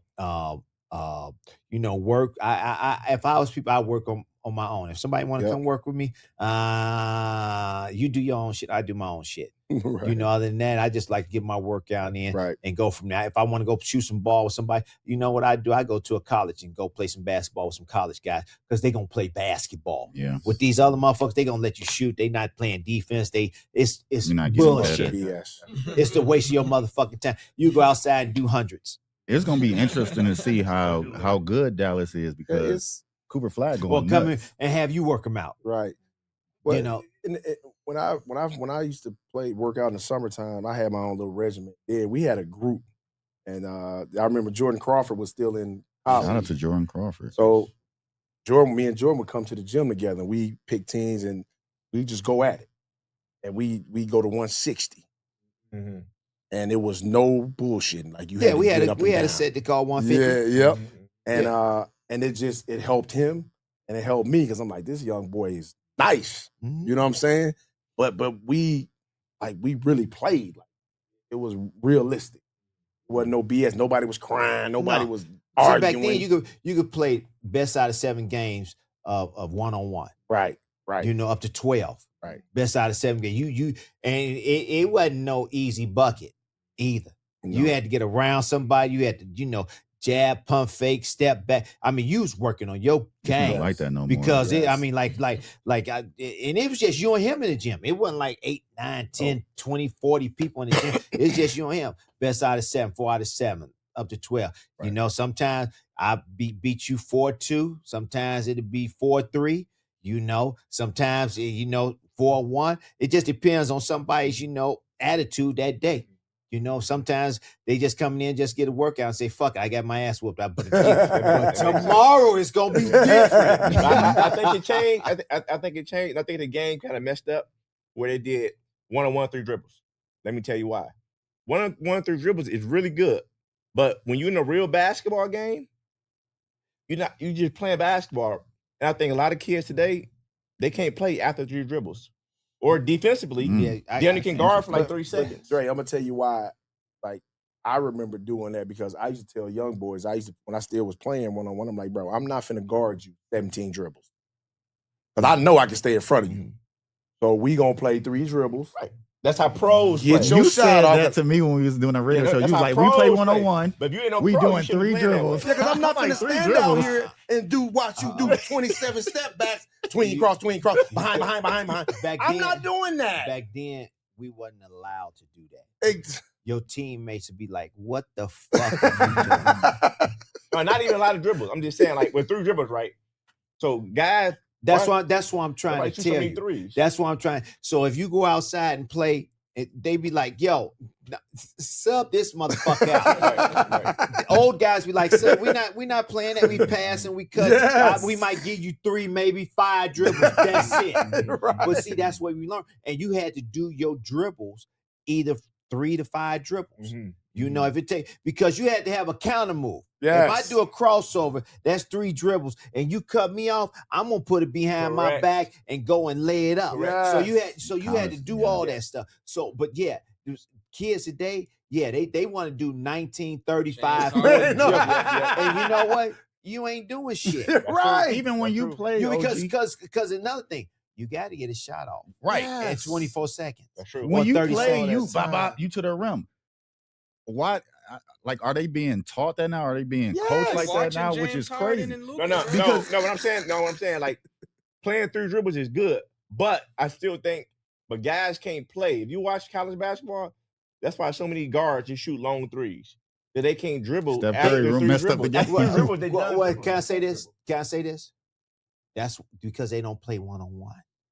That's all if we you did play growing up. 1-on-1, you'll learn how to get past your man. That's all we did growing up. If you don't play 1-on-1, you don't learn how to get past your man. Why they don't play? I don't understand why. That's all we did. I teach young kids. Like I teach all the kids I work with. I work on mid-range. I teach them mid-range to death. 1-2 dribbles. Yes. Catch.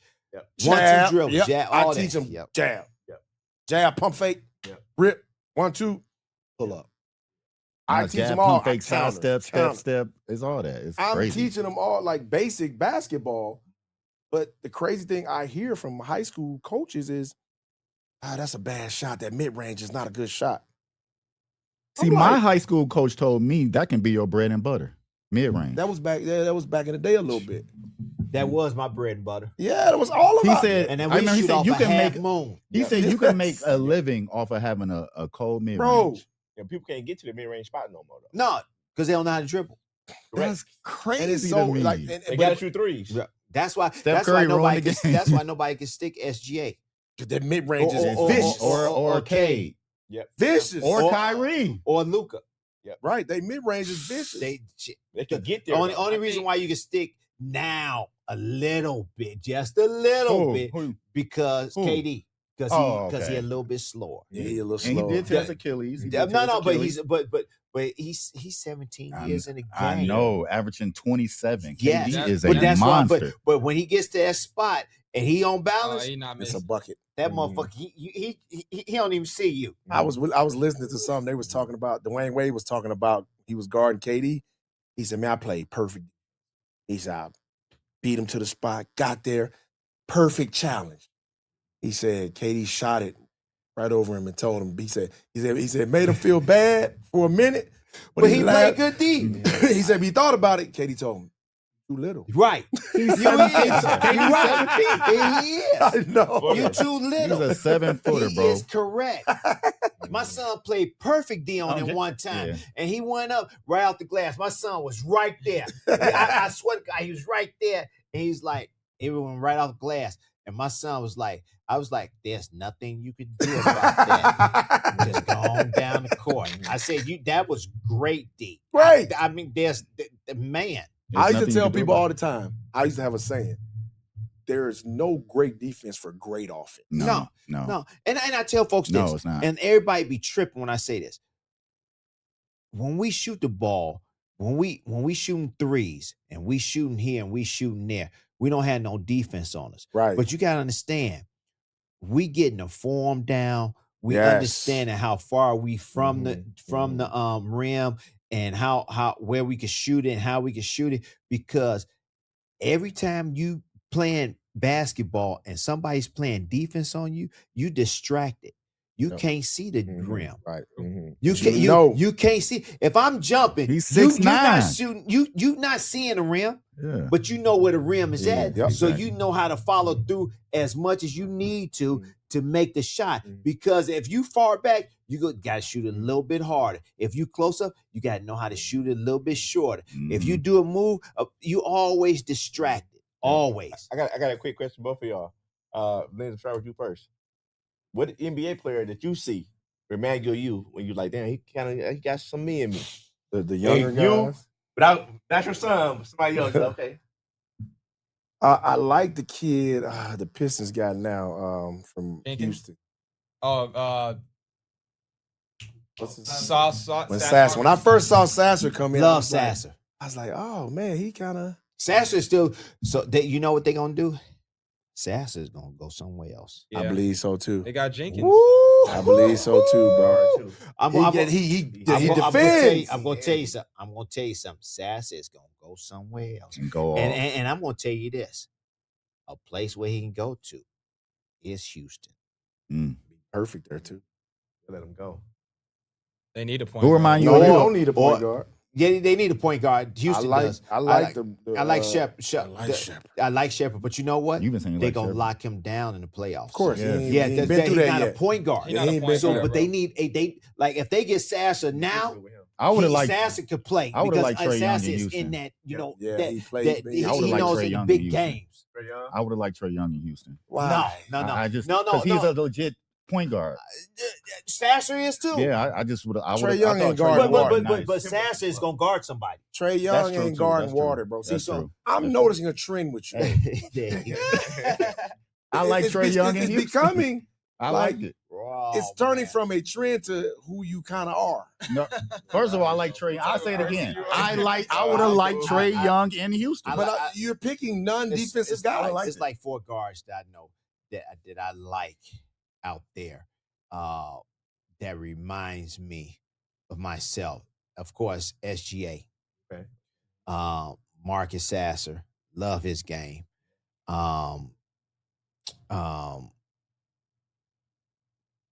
Jamal Murray. You know Jamal, but I you know he be a little out of control though. He was a little bit here. He get going. Yeah. He makes he get going. He do a lot of bad shots. But I mean, but the toughness. I'm talking about he tough. Okay. The toughness. Of course, Jalen Brunson. Jalen Brunson is a dog. Yeah, of course, Jalen Brunson. That's who reminds me of me. But you know, he is much watched on TV or go see him. And he gets I think he's getting a better rap now. LaMelo Ball. He can hoop. He can hoop. I just wish he cared more. I mean, he's starting to. He's starting to now because they. I think that is how he's starting he to cares because he been on the bench. They sat him on the bench and brought him off. He had to refocus himself, and he stopped talking shit on Instagram and everything else. They stopped him from doing that. It's like, look, motherfucker, you could be up out of here. He's playing. He's playing better. His ability has never been questioned. I just didn't know how much he cared really about, being a professional and winning and trying to. Because he's a natural leader because his dad. But to be a leader on that young team, you got to be serious. Him, Brandon Miller, Knipple, they got something going on. Knipple? Oh my God! Oh my God! I know. Knipple. He's nice. Yeah, he's nice. From Duke. That's the other. He's in a 3-point contest. Yeah, he's the second. Right now he's second for Rookie of the Year. He is second in Rookie of the Year. He is him and Cooper Flag on. He's nice. Yeah, I didn't know he was nice. Gonna be this nice, this fast. Yeah. So they told him when he first went to Duke, you probably gonna play a little bit, maybe. That's what they did tell him. They did tell him. Now look at him. They did tell him that. He went out there like, nah, buddy, I'm one of them guys. He's in a 3-point contest with Dame, Devin Booker, Donovan Mitchell, Maxey, Norman Powell, like Jamal Murray. Real quick, because I know we going over time. It's Dame, Booker, Mitchell, Tyrese Maxey, Norman Powell, Knipple, Jamal Murray, and Bobby Portis. Who y'all got? Why is Norman Powell in that 3-point contest? I got him winning. No. I'm gonna go between. Dame is still recovering from a torn Achilles. Oh, he just be saying stuff, bro. Dame is still recovering from a torn Achilles. You're not running. I know, but you're not running and can still shoot it. So I mean, you can always shoot the ball. I'm going with Knipple. You know what? I'm gonna go with Dame. Who is it again? It's Dame, Booker, I'm going with Mitchell. Booker. You going with Booker? I got Dame. Who you got, Drey? Donovan Mitchell. He's talking about Norman Powell. You got Norman Powell. You know why I go with Donovan Mitchell?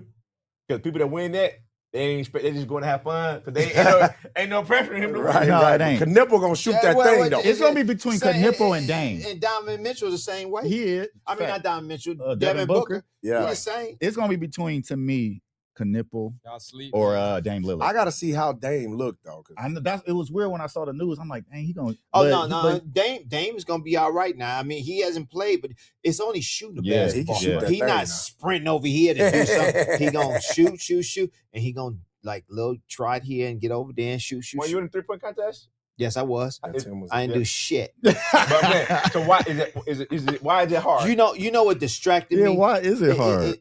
So they got the camera right there, and I hit the camera when I was shooting one time because I'm looking at the fucking camera. Get the fucking camera away from me. I told them, get that motherfucker away from me. It's like, no, we gotta have it here. I was like, I don't like the camera. Have it behind me or something. Like it just distracted. Real quick too. Your boy Alonzo Mourning just celebrated his 56th birthday. Happy birthday to him. And I just wanted. I know you told a story about how he don't know none of the plays. But in your opinion, just talk about. No, I said after timeout. After timeout. After timeout, he didn't. No. He was sitting up there. I was like, "What the fuck you looking at?" He didn't know none of the plays. At least he was in the huddle. After timeout. Rashid wouldn't even be in a huddle. Rashid be standing over there by the scores table. That's what Zoe be sitting over there by the scores table. Him and Pat have a 30-second spat. Yo, man, why don't you come over here and sit down? Man, no, I want to sit down over there. No, you need to sit down. I don't want to sit down over here. Man, go ahead on God. What you gonna do? What you gonna do? Where does Zoe like this?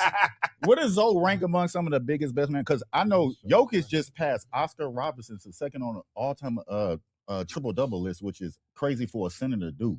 Right. So I'm like, if we're talking about some of the best bigs of all time, like, is Jokic starting to creep up into what of all time? Not necessarily bigs, but just top 10 players of all time. Ooh, is he creeping up there? No question, he is. Yeah, he's creeping up there, bro. Because if you name your top 10, 3 MVPs, you do get 3 MVPs. Wait, let me ask you a question before we do this. Do you have him ahead of SGA? Jokic, like all time? Yeah. Yes. I'll let him talk. What? See? I told you. Bruh. I get right now, SJ is the best player in the league. Straight up. Right now, I think he's the best player in the league. That's arguable. I know he's out indefinitely, but I'm talking about all time. You think SJ is ahead of all time? That is tough. I think SGA done figured it out. Debate, Most people will probably say no because don't think Jokic has figured it out? 3 MVPs. Right. You don't think he's figured it out? To me, man, that might be a tie. Ring too, bro. Yeah, they got the same amount of championships. I know it's Jokic tough. has more MVPs. I know he does. But LeBron has more MVPs than Kobe. That don't make him better than Kobe. So that's a different. No, those are different conversations. No. You saying Jokic is better than SGA because he got more MVPs. They didn't. No, but I think he's SGA better is because better I than think he's Jokic. better. The reason why Kobe didn't win a couple he more got MVPs robbed. Because of all that problems. Because Yeah, a lot of problems. Yeah. Kobe should have at least 3 or 4 MVPs. Easily. Kobe? I mean, you played against him. I played with him and against him. How Monster. He number 2 all time in my Mentality book. Period. He the best player you play with? Yes. I play with Shaq too. Right. Who the best scorer you play with? You gotta break it down. See, It gotta be Bean. In basketball, you gotta break it down in categories. It's Bean. Who the best scorer? Who was a better scorer than Kobe Bean that you've played with? Don't Probably look at me that you play with. Yeah. Okay. Tell me like this. That you play with. That you Okay. play with. I know Okay. it's Michael Jordan. Goddamn right. I know that. But besides You Mike, Mike out though. yeah, besides You Mike, Mike out. it's Kobe Bean. Yeah, I'm gonna work everybody out. Whoever in front of me, I don't know who you are. I'm just gonna fuck you up. Yeah, I see some shit. That's all you know. But That's all I just know. But Mike was on his own. I smell the popcorn. Somebody coming up in here. We gotta go. Hey, Yeah, we gotta get out of here. I gotta give me some popcorn before I go. Kobe was like methodical and just Different. super fundamentally sound, and he worked his butt off. MJ was unguardable Now, how can you be unguardable? Like, how can you be unguardable? because he had all the stuff that Kobe got, Footwork. and his athleticism was boom. That's the only thing to me MJ did better than. Well, he did 2 things. I think he was a slightly better scorer because he averaged 30 for his career. Slightly. 30 for his career. Kobe to me, man, is right there in terms of scoring. So this what this what Phil Jackson said. Phil Jackson said Michael made it easy on himself to score. Kobe scored hard baskets. He's the best tough shot maker in NBA history. Okay. Now them shot that means that they be in and out. Michael was in because he made it easy. Yes, Think what for his career he shoot 50%. Mike. Yes, Damn. Yeah. Mike is out of the equation. They dunked on you. They dunked on you 80%. I know. So Pippen, he's okay. Pippen, he's over. To me, I think Mike made Pitt. Yes, he did. But who else carried? Okay, besides Pippen, what like Ron Harper, them guys. They did their job. Okay, They did their job. Now, Kobe made before Paul Ron Gasol. Harper got hurt. Oh, he was a monster. Oh we. He was on. He was approaching. He was approaching MJ Oh we. Before he got hurt. But I'm gonna tell you Ron that. Harper. Approaching MJ. How? Yes, Yes. dude. You How? What do you mean? How? Approaching his MJ? Like, game. yes. His game. You need to watch. You need to go back and watch film before he got hurt. Calf run. He's about the calf run. He's about the young. He Oh, didn't see that, bro. He got didn't see hair. that. He didn't see that, bro. When was you born? 88. Oh yeah, you was. you Yeah, didn't see you. Breath You were- smelling like similar. Yeah, Ron Harper was that nice like that? Yeah. Because Yes. I mean, we He the was same age. So damn he near. was hurt before that. Better than Eddie Jones? Yes. Way better than Eddie Jones? Hold up. Approaching Eddie MJ Jones is too. wild. Played with the Lakers, Eddie Jones. Hold on. Go back and ask that question. Well, I'm sorry. So you saying before he got hurt? Yes. I caught the tail end of him when I caught the Bulls. Okay, you said before Ron Harper got hurt, was he better than Eddie Jones? Eddie Jones. Hell motherfucking yeah. You need to go watch film. Y'all motherfuckers need to go watch some fucking film. He was a killer, dog. That motherfucker was a killer at Miami, Ohio. Flying Yeah, through he the air. killed Look, him, right? flying. He was flying like He Jordan. was doing 360s. But to on compare him to motherfuckers. Mike, He was flying. Did you? No, Did he you? was good. No, okay. Bro, Okay. this was the thing. Go watch the film when he dunked on Len Bias. in college. Yeah. Right over him. Yeah, Ron I gotta Harper see. was I big. will And watch stood over film. him and but- started laughing like, yeah, Ron Harper motherfucker, was big. yeah. No, he was a monster. Yeah, I didn't know. There were I remember games- Chicago So Bulls. he was better Ron than Harper. Pippen then. Yes, in his yes, he was better, way better than For the Pippen. Bulls. He was No, averaging. No, not for the Bulls. We When he was in said with the Cleveland. Cavs. But he controlled the tempo for the Bulls now. Ron Oh, did yeah. But when he was with Cleveland, he was Ooh. averaging 20-something a 20-something. game. He's hooping. See, I He was don't. I don't remember that Ron Harper. I don't. I remember Ron Chicago Harper was Bulls. who? Ron Harper. Y'all better go watch some film. Okay. With the Hey, look. Our producer gotta get out of here. We gotta go to parking tickets. Tell me talking about the popcorn since we started filming in here. I want to tell y'all one thing. I want to say one thing before we get out there, and I always say this. Hey, be cognizant of your surroundings. Stay off the motherfucking phone when y'all walking from the grocery store to the car, from the car to the grocery store. And you know what? My wife told me this. She said, "Hey, about 5 years ago." And it made a lot of sense. When you get in the goddamn car, lock the door. As soon as you get in the car, don't start the car up and then lock the door. Start the car up and then put it in drive so the door can lock. When you get in the car, before you even put your purse down or do anything, click, lock the door. Because that will save your life. You ain't lying. All right. And always be cognizant of your surroundings. Driving home, getting out the car, going to clubs, whatever you need to do, be careful out here. It's because it's predators out here and it's people out here trying to get you. I can't say enough about this.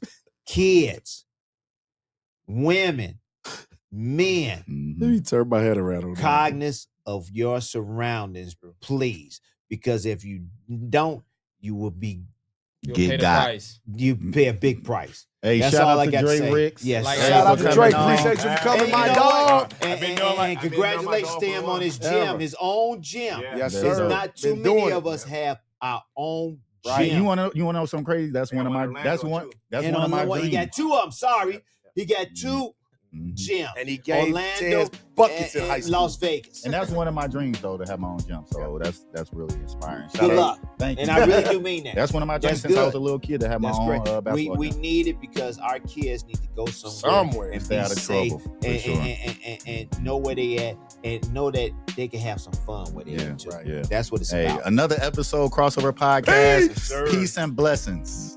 Yeah, that was good. Pistons. All the way, baby. They just got to do this little